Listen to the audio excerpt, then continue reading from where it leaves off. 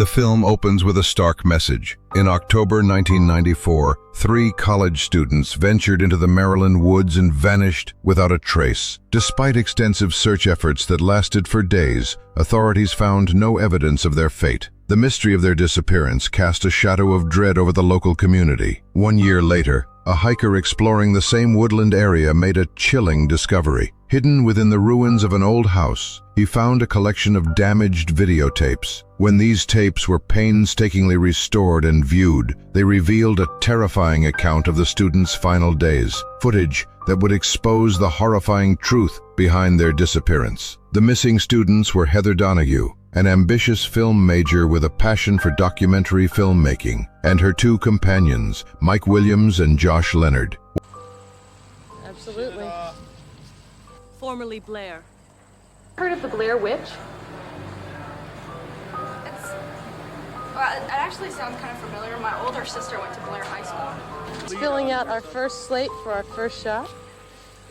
Should we all, cut our fingers open and bleed on it? Got you. This is my home, Okay. Oh. which I am leaving the comforts of for the weekend to explore the Blair Witch. What began as Heather's college project had drawn them into the depths of the Black Hills Forest near Burkittsville, Maryland. Their mission? To investigate and document the local legend of the Blair Witch, a malevolent presence said to have terrorized the region for over 2 centuries. The 3 started their journey by interviewing local townsfolk. Each person had their own version of the tale, passed down from parents and grandparents. Many recalled how the Blair Witch was used to frighten misbehaving children. One man remembered his grandmother warning that the witch would capture children who played in the woods. According to the story, she would make one child stand facing the wall while she killed the other, as she hated being watched during her gruesome acts. That's a story my grandmother used to tell us all. Make us go to bed early. Really? Say if you stay up after dark or walk around the house too much, a Blair Witch will come and get you.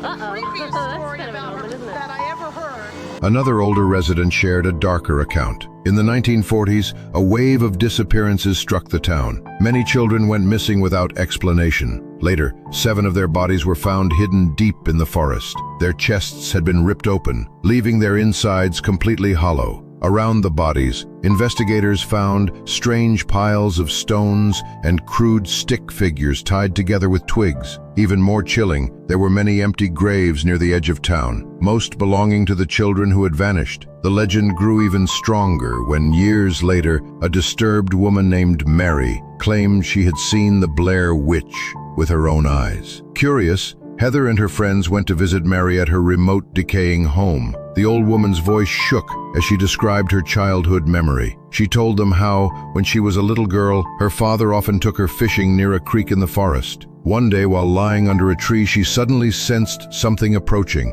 Looking up, she saw a figure, a woman with long black hair hanging down over her arms, wearing a sheepskin vest. The woman stared at her with eyes so sharp and piercing that they seemed to look right into her soul. Then, the figure opened her cloak, and to Mary's horror, she saw that the woman's entire body was covered in thick, dark hair. The image had haunted her mind ever since. Mike and Josh exchanged nervous laughs, dismissing Mary's words as the nonsense of someone unstable. But Heather wasn't so quick to ignore it. She was fascinated by the details and insisted they film at the very creek Mary had described. So you measured for meters? What? We're not in Europe. Yeah, we do, but the fucking lens has meters on it, okay? Very good day. Very good first day. Okay, we're gonna do an equipment check because we've got a really, really long day tomorrow. Today was cake compared to tomorrow. We're gonna do a lot of hiking, we're gonna have a lot of weight on our backs. The next day, the group set out for the location. When they reached the creek, they happened to meet 2 men fishing. The fishermen were wary but willing to talk. The heavier-set man told a chilling tale passed down for years. He said that long ago, 2 hunters had taken shelter in an abandoned house deep in the forest. But soon after, they disappeared. Days later, their bodies were discovered at a site known as Coffin Rock. Their faces had been carved with strange ritualistic symbols, and their bodies were surrounded by stones and branches in what looked like the remains of a ritual sacrifice. Some even claimed that on the day they died, a strange mist rose from the forest. Within the fog, a woman appeared, Witnesses swore they saw her float upward into the mist before vanishing completely. Heather listened with excitement, recording every word. To her, the story was not just a legend, but proof that something mysterious truly haunted these woods. Nearby at the creek, another man wearing glasses overheard the fisherman's tale. He scoffed and shook his head, dismissing it outright. According to him, the witness had probably just been drunk and hallucinating. He argued there was no reason to believe in such nonsense. Heather, however, wasn't surprised by what she had heard. Growing up in this very town, she had been surrounded by these stories all her life. To her, they weren't just myths, they were woven into the town's history. The group soon crossed the creek, parked their car by the roadside, and stepped into the thick forest. The air was damp, the light fading quickly, and the trees closed in around them. It was already late in the afternoon, yet Heather pressed on, determined to capture footage of every landmark mentioned in the legends. They passed through several areas said to be tied to strange disappearances, but nothing out of the ordinary appeared. Still, Heather kept the camera rolling, documenting every step of the way. As night fell, they pitched their tent in a small clearing. The rain had started again, heavy and cold, preventing them from building a fire. With no warmth or light, they decided to sleep early, hoping the morning would bring clarity. They went into the woods prepared to find death. What they found was a desecration of humanity. It felt really rushed because I really want to get to camp, and it's 4:52 and it's going to be light. Yeah. Well, I don't have a tent for 3 people, I'm not used to. By sunrise, Heather studied the map carefully, but her brow furrowed. Quietly, she realized she couldn't identify their exact location. They were lost. Rather than admitting this to Mike and Josh, she kept it to herself. She wanted to continue filming and feared that telling them the truth would lead to panic. So the three wandered on, deeper into the wilderness.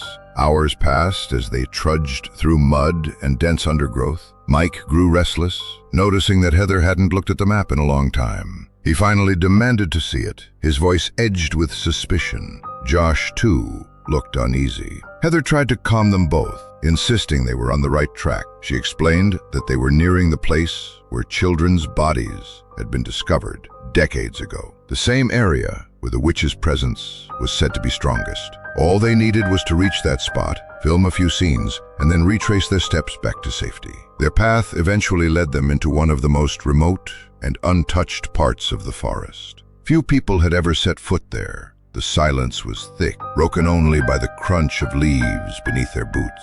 Beneath a tall, ancient tree, Heather spotted something strange. Small stone piles, arranged in deliberate patterns, stacked neatly with rocks and branches.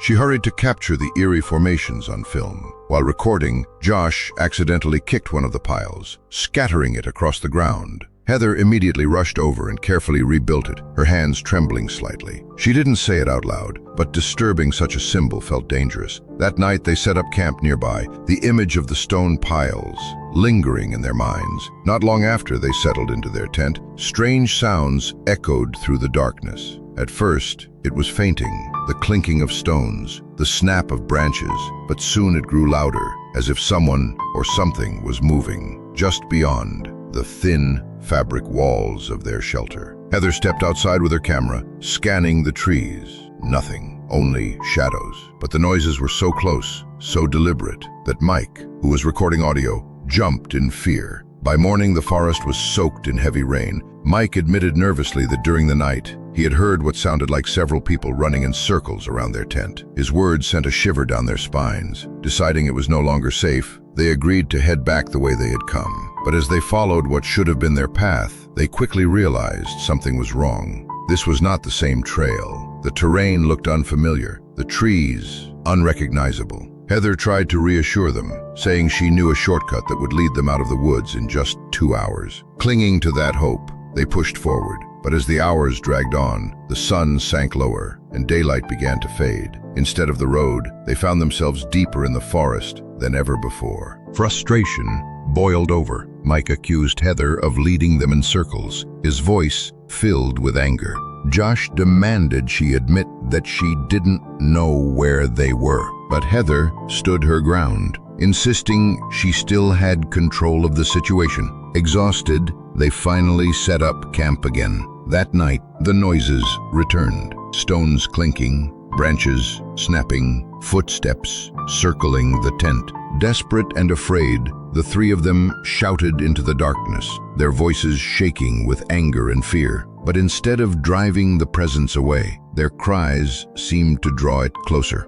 The footsteps approached, slow and steady, until it felt as if something was just outside their thin shelter. The group huddled together, their hearts racing as the long, terrifying night dragged on. By the time morning arrived, the forest felt heavier, as if the trees themselves were pressing closer around them. Outside their tent, 3 strange piles of sticks had appeared overnight. Each bundle was carefully tied, as though someone or something had placed them there on purpose. None of them admitted it out loud, but the unspoken truth chilled them all. Someone had been right beside their tent while they slept. As they prepared to leave, Heather discovered something even worse. The map was gone. She searched frantically through her backpack, insisting she had placed it safely inside. Josh accused her of losing it, his voice rising with anger, while Heather shouted back in frustration, swearing she had taken care of it. The argument grew louder until, to their shock, Mike confessed the truth. He admitted he had thrown the map into the creek the day before. He laughed hysterically as he explained it had been useless anyway. The revelation broke what little trust remained. Josh lunged at Mike, fists flying, and Heather screamed at them to stop. But the damage was done. Their unity shattered. When the fight finally ended, bruised and exhausted, they realized they had no choice but to keep moving. With no map, Heather decided to follow the compass and lead them south, hoping it would eventually guide them to a road. Not long into their walk, they stumbled upon something that froze them in place. Hanging from the branches all around them were dozens of crudes, human-shaped stick figures. Some dangled in the wind, creaking softly. Others were tied tightly, their limbs twisted unnaturally. Heather raised a camera, documenting the terrifying sight. That night, they chose not to light a fire, hoping to remain unnoticed. The air grew cold, and the silence was unbearable. But soon the quit broke. First came faint noises, the giggles of children, the sound of tiny feet running through the leaves. At first they thought it might be their imagination, but the laughter grew louder, circling the tent. The three of them huddled together, unable to believe what they were hearing. Then, without warning, the laughter turned violent. Small hands, or what sounded like them, began pounding on the thin walls of the tent from every direction. Terrified, they burst out into the night and ran blindly through the trees. They hid behind large rocks, shivering and waiting for dawn, too afraid to move. When daylight finally came, they crept back to their campsite. To their horror, only Josh's belongings had been disturbed. His gear lay scattered across the ground, and his gloves were smeared with a thick, sticky substance that none of them could identify. Heather filmed the scene, but Mike shouted at her to stop. Where's my pack? Your pack is right there. Where's my pack? What the fuck, man? Do I look like I'm laughing at all? No, but you're going around doing your documentary thing, man. You're still doing your fucking thing. Later that day, they tried to push onward, but after hours of walking, they found themselves back at the same campsite. Their worst fear came true. The forest was trapping them in circles. The next morning, Josh was gone. They shouted his name until their throats ached, but only silence answered. That night, as they lay in the tent, they heard his voice crying out in pain somewhere deep in the woods. The screams were raw, filled with suffering, but no matter how much they called back, Josh never appeared. When dawn returned, Heather discovered a small bundle left just outside the tent. It was carefully wrapped in a piece of cloth. Hesitant but curious, she opened it. Inside were fragments of human flesh, a tooth, and what looked like a tongue, both wrapped in a torn piece of Josh's shirt. She staggered back in shock, tears welling in her eyes, but she said nothing to Mike, hiding the awful truth from him. With no food left, their hunger became unbearable. They chewed on dry leaves and drank from muddy streams, their bodies weakening. One night, Heather set up the camera and made a tearful confession. With the lens inches from her face, she apologized to her family and to the families of Josh and Mike. Her voice cracked as she admitted she had dragged them all into this nightmare because of her obsession with the documentary. She regretted ever starting the project. Every word felt like a goodbye, but the forest would not grant them peace. That night, Josh's voice returned, echoing through the darkness. It called out to them, desperate and pleading. Heather and Mike clung to hope, deciding to follow the sound. Stumbling through the forest, they eventually came upon an old, abandoned house. Its walls leaned. Despite Heather's fear, Mike rushed inside, convinced Josh was calling from within. Heather followed reluctantly, whispering that Josh could not be speaking, not after what she had found in the bundle. Inside, the house was worse than they imagined. The walls were covered in countless small, childlike handprints, smeared in dark stains. Their flashlights caught glimpses of strange symbols carved into the wood.